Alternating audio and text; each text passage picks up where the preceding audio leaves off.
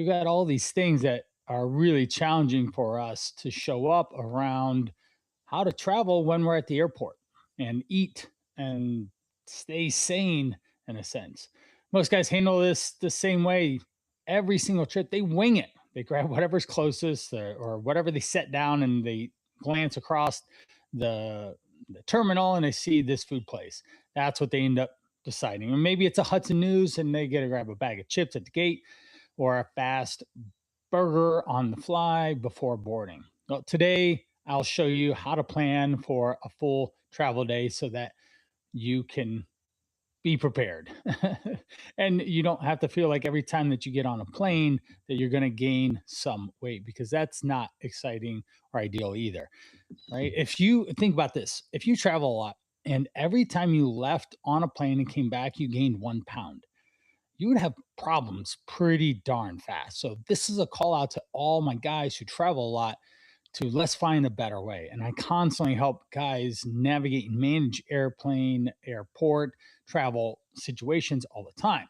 That's even what the Eating on the Go guide was originally built for. My busy guys that were traveling a lot and needed support, accountability, and help to do so. So that ends up being the big situation here for them to be long term successful. So that is what we want to do. Now, this is Driven for Health, and we are jumping into episode 157. I'm Coach Brian Pirana, and really excited to have you here on this journey. Now, I've shared a couple times that I travel a lot. My wife, Amber, she actually is that's her business. She does travel, bucket style list type experiences, usually abroad, Europe, Africa, Asia, Alaskan cruises. She sent our family to Peru on spring break. We're hopeful to go to Dublin this Thanksgiving, maybe Japan next spring break. So we have all these goals that we want to accomplish in our time on this earth to go travel. And so let's recall a trip that I had just recently. It was last summer. We flew over to France for a 2 week European trip. We did a Disney cruise from Rome all the way through Italy to Greece to back to Rome for 7 days. Then we flew to Paris. We did Disneyland Paris for 3 days, Paris for 3 days. Had a blast, loved it. But on the flight home, we were coming from France to the US, and man, it was difficult. We showed up, and all of a sudden, this 18-hour trip of just the whole travel experience from waking up to getting to the airport to then doing all the things that you need to do ended up being holy cow, ended up being went from like 18 hours of traveling to get finally home to over 24. And this stuff happens all the time. One silly rule that Chris from episode 117, he travels a lot. He's one of my guys that lost over 20 pounds in the Call to Rise program, the 100-day fat loss challenge that I talk about all the time and would encourage you to go check out. But he travels a lot and he always suggests travel early. Get up, make the first flight because the chances of missing or delaying just goes up from there. And my wife would concur. She definitely is always trying to book the least amount of connections, the best time to do it. And we've woken up at 3 or 4 in the morning a number of times with our 4 kids, rolled them out of bed, somehow got them into the car, and off we went. So, what happened on this trip? Well, we ended up finding lounge access because we do have credit card points and different situations for membership for priority lounges. And that is a godsend, especially when you have kids. And you know that when you end up buying anything with multiple kids, it's $100 minimum to buy Subway sandwiches at the airport. That's just how it goes. So we get lounge access as much as possible to help expedite the food thing, to help try and save some money, or at the very least, parents out there know, save the time to think about food in general. What are we eating? And this it's an ordeal. Parents know. So if we have lounge access, then here's food, eat and enjoy. And what I did is I just plan around the food that's there. I usually go with heavy protein, lots of vegetable type stuff. And at the very least, I portion. I try not to get my hand in the gummy bear jar or the trail mix thing. Either I will have a beer or two just because I enjoy that experience and I don't drink often. I do enjoy a beverage, but I don't drink it as much as I would like to. But uh, so that goes for the alcohol conversation that we'll have again at some point on this podcast. But so then you have the buffet and you have to practice decision around portions and what you're going to decide to eat around what's there. And that's really important. So certainly we have hunger, we have your energy, there's digestion, there's mood, there's all these situations that come up that you have to decide what it is. And that's something that I'll make there. I will also say, like an overseas flight, you get food on the plane, but most domestic, you get little snacky things. So then that's a completely different ball game for it, and we'll go to it. So let's get back to the actual thing. So that trip changed how I always approach airport food and opportunity. And we've been traveling like this for the last 10 years with all 50 states, multiple countries and continents, which I'm very proud of and excited that we've been able to do. But it starts with some form of planning those full travel days. Now, before you leave this, I want to ask one question. When is my next reliable meal? You have to think through it. You can't just wing it. You got to look at what your day holds and how am I going to manage this situation so that I eat an appropriate amount of food to manage the outcomes that I have in the day. So, gas station, just like the last episode 156 was gas station. Now we're at airport, and they test two different skills, the on the go. Now, gas station tests whether you can read a nutrition label and a fast pit stop and pick a better option that across the shelf of however many things are there. And the airport tests something a bit more challenging, harder. It tests whether you can actually plan under the deadline that you can't control. Right? You show up at the airport and you hope everything's on time. But at that point, you have just a generalization of when you're actually going to need to leave your house, how long it takes to get to the airport, the time to get to the gate, and then the time to board and fly. These are things that you do know and understand within reason outside of. I remember another time we were trying to get out of Portland, Oregon, and holy cow, it went from like 6 p.m. to 9 p.m. to we were getting out after midnight. And that obviously changed the flight and the situation that we had, especially with the younger kids. I think Levi was maybe 10 at the time, which means we have four. He's the oldest. So the youngest was, I think, in line was about five ish or so, 4 or 5. And, and kids just hanging out at the airport for that long is challenging. Again, parents know this. Now, here's how you answer that question. At any point in a travel day, if you have a real chance to eat in under 3 hours away, then we need water, we need a backup snack, and we need to have a real meal if possible. Or you can pack a real meal too with you, like bring in a sandwich, piece of fruit. You can travel with that. And we're going to go over some TSA rules here too to help navigate and manage. If it's like 3 or 6 hours, then you need to plan a real meal to fit in the day on purpose, whether you're actually at the airport or when you land, in a sense. You have to have a real plan. And you can't just leave it to whatever, however, the day is going to hold up. If it's 6 hours or more, then you need to have a real meal. You need to pack an insurance plan in a sense to manage any potential delay. Having a delay insurance meal is something that's shelf stable, a protein bar, a bag of jerky, something that zips in a bag so that you can actually eat it if the day and travel falls apart. We're not eating it on a normal travel day, but it just sits there in case. So a protein sits in the travel bag as an example that can always be there and saves you a couple bucks because what's a protein bar at an airport? Like $1 more than it normally is. And it's just $1 in convenience, or maybe worth paying for, but regardless, it's still an extra dollar. All right. So these are things that we have to pay attention to. Let's move into the TSA or TOS category. So we're going to play a quick game. I'll name something that you might pack in your carry-on.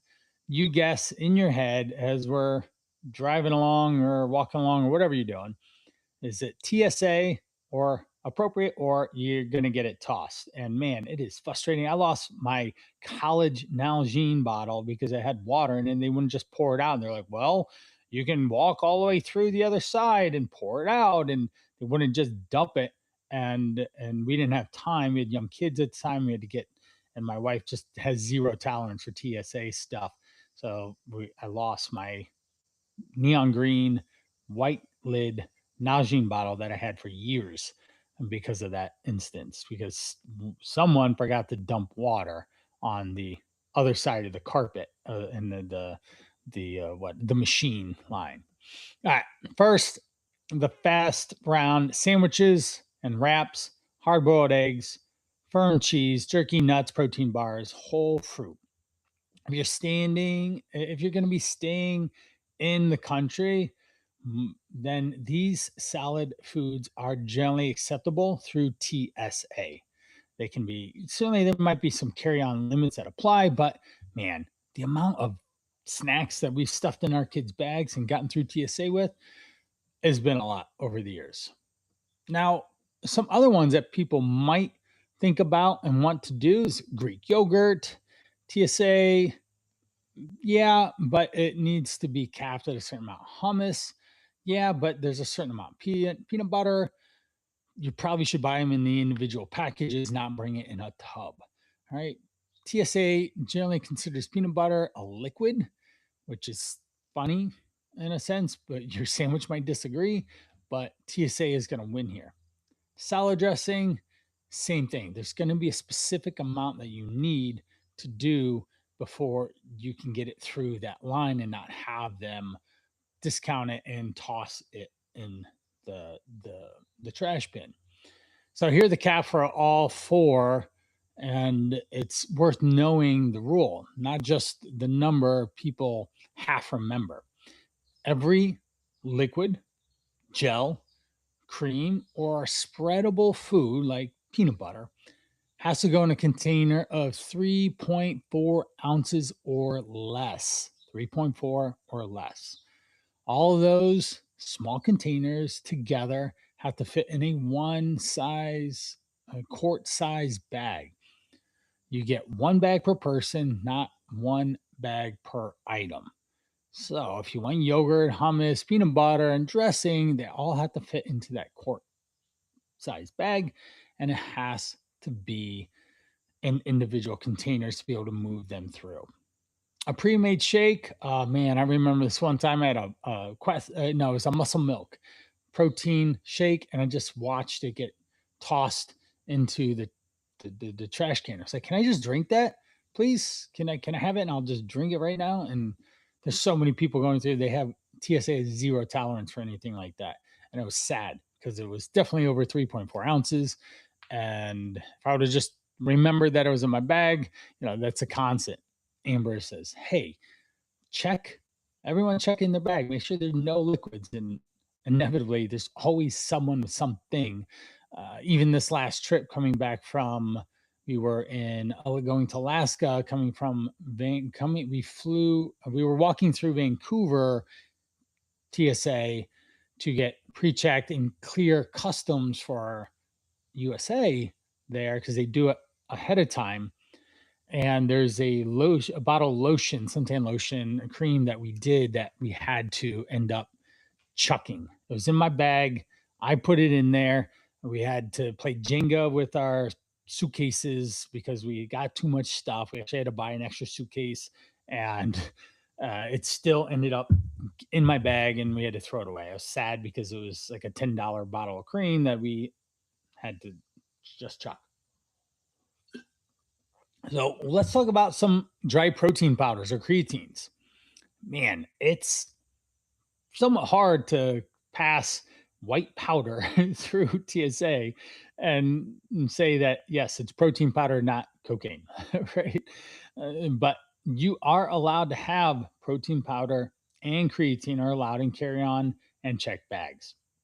If you have more than 12 ounces or 350 milliliters, you place the container in a separate bin for x ray scanning And TSA is probably going to do some additional scanning on it to make sure it's confirmed that it actually is what you say it is. TSA recommends putting non essential powders over that amount in checked bags. That original package is not required, like the protein container, but having a label on it can help easier explain what it is and forego some TSA snafus of what is this white stuff you're trying to get through on the plane. A frozen gel ice pack could be convenient. I probably would advise not to travel with that, but maybe you have a family and it's going to be something that you can freeze at hotels and carry and keep food cold and cooler as you move on a road trip out west or something. Cool. That makes sense. But only if it's solid when you reach at the checkpoint. If it's partly melted, slushy, or liquid pool temperature, it's not going to fly. It ends up being treated as liquid instead, and it goes back to the default of 3.4 ounces. Empty water bottles are good. Do not bring water through that. You will get tagged as my Nalgene story. Whole fruit works, but we have to be a little bit more specific. Fresh fruit in general works through TSA on domestic flights. So putting an apple, a banana, having a sandwich with a piece of fruit is an ideal way. Sometimes going to Hawaii, Puerto Rico, the Virgin Islands, these are more remote areas. They might not allow fruit or vegetables to be a part of that. Certainly always check. Currently, I would say no to that. I remember we had Levi loves apples, lots of bags of apples. And this kid will literally eat a whole bag of apples if you let him. And we were had apples in our bags coming from Hawaii back 'cause we did that probably about 6 years ago. And Oahu, we stayed in Honolulu and drove all around the circle. North Shore was amazing. Loved swimming with sea turtles, loved the sticky rice and coconut shrimp. And man, that island just treated us so well. Had a blast. Very fond memories. But we couldn't take apples back. So we had to eat a bunch of them and then ultimately, unfortunately, throw the rest away. Taking them out of country, that's a whole different beast as well. You just can't do it. And you do have to declare any type of agricultural products to the Customs and Border Patrol so that you are able to get what you need done to not get tagged later or have a fine. They can fine you and it can be pretty steep. So there we go. We've covered a lot of different things. We have noticed some patterns. Solid foods have to be clears to no size, but liquids, gels, anything spreadable needs to be that 3.5 or excuse me, 3.4 ounces and make sure it's not banned outright. You can always search TSA or Google it and for a updated thing. All right, let's go to food safety for packed meals. Clearing TSA doesn't mean your sandwich or your cooked chicken is still edible 5 hours later. All right, USDA rules is pretty simple. It matters more on travel days than most other days. Perishable food shouldn't sit unrefrigerated for more than 2 hours or 1 hour above 90 degrees. All right. This is something that you have to just think about in terms of food safety and what they call the TDZ, time danger zone, where bacteria starts to grow and can cause digestion issues that can get your tummy upset. We can certainly store food in an insulated bag or just plan it to be eaten. Or, unfortunately, in my situation, I'm just going to delay it. I'll eat something 3 or 4 hours and I'll roll the dice and hope that I don't have problems. I particularly don't have or have not had problems in the past, but I feel like I have an iron gut and I have very little issues with food poisoning or any type of things like that. So I might push it a little bit and not worry too much.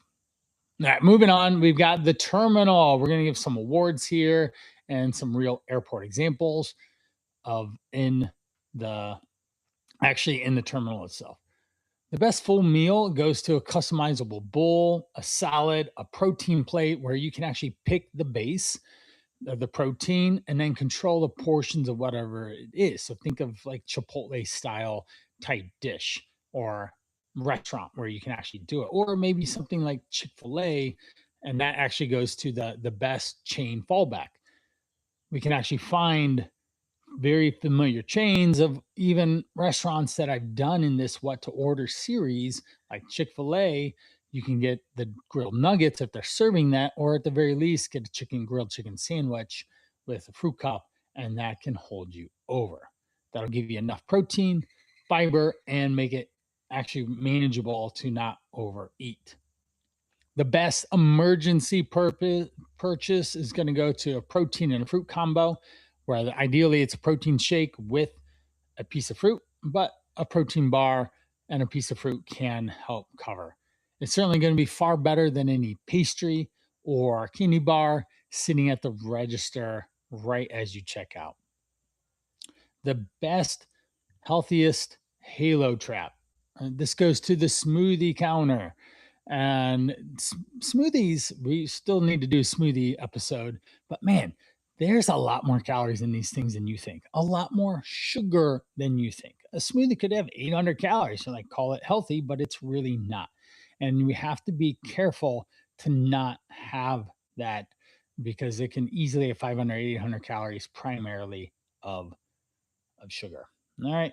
So there's some other places that we can find there that allow for the the ease of meals that I didn't list.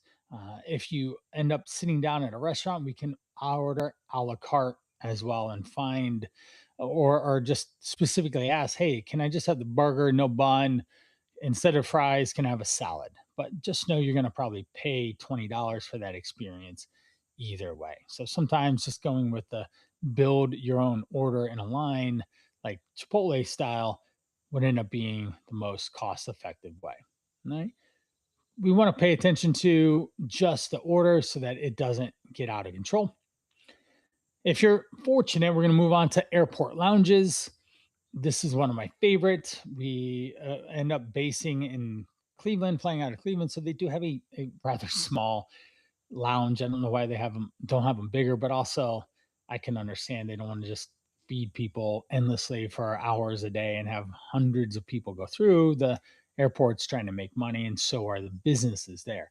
But when we go in, we're always looking for that protein first meal in a lounge, the vegetable heavy stuff to fill up on those first, looking for low calorie beverages or even the coffee machine to help, or zero calorie beverages, lower calorie alcohols, limiting to one or maybe two at the most so that we don't overdo it. The lounges have small plates, which allow for you to be able to easily access more enjoyable portions without having to load the plate up too much. So those end up being wins. Make sure that you have your travel perks and your lounge access ahead of time, and then that will help you manage that with ease. And hopefully, you'll be able to find some time to squeeze in there and not have to wait. Some of the biggest traps that are going to be in there are the desserts, the breads, the donuts, the cookies, the pastries, higher calorie alcohol drinks that are served in large glasses. Now, certainly you want to get your money's worth, but we don't want to actually get your calories worth. Like over 1,000 calories at the lounge probably isn't going to help. Moving into actually flying on the plane. All right. What we can do here is that on short planes, they just have the cart. You can get a low calorie beverage, maybe the snack, and that's fine. The pretzel, maybe a cookie, not that big of a deal. It can easily fit in your day and we can move on. Or you just deny that and you have your own plan of I ate before I left. I'm going to eat when I land in a restaurant outside of the airport when I get there if it's a shorter trip. But if it's a longer one, maybe you eat before and you bring that sandwich idea with you. But on a longer flight, we need to have like a snack box and eat something there. Now it'll use obviously has some processed amount of food. We can pick and choose what we eat out of what is there. and that ends up being fine. So we don't just overdo higher calorie amounts or just overly processed carbs and such. When we look at, we can actually buy on board fresh options as well. And like United, you can actually buy an economy bistro items that are available if you pre-order, and that ends up being the hook. If you pre-order them, then you can get something more custom made and available. Now, something to worth knowing while you're flying in the air, food tastes different up there. It's a combination of the simulated cabin, salt taste 20 times the 20 to 30% less intense. So sugar taste 15 to 20% less because of the lower cabin pressure that changes how your nose and your taste bud perceive and pick up the flavors. This was really interesting when I was looking at this, and I never really thought about it, but that's why things can be salted more, or things could be more sweet tinned so that they give the taste of what you're trying to do, to experience in, say, a dessert. So they might add more sugar to it. Now, certainly, as we start to wrap up, landing, you got to have a plan for when you land. Of when am I going to eat? What's the first meal that's going to happen? Am I eating at the airport? Am I eating at a place that is outside the airport on the way to the hotel or the destination, the family? Am I going to go meet family and go sit down with them at lunch or at a restaurant, or go to their house? This is really important for you to plan ahead so that you have an understanding of how many calories you should have eaten earlier, during, and even after, so that you can be successful here. And certainly pick a restaurant, or at the very least, look at Apple Maps to help manage what's available at your destination so that you pick a better food choice and can be successful with that.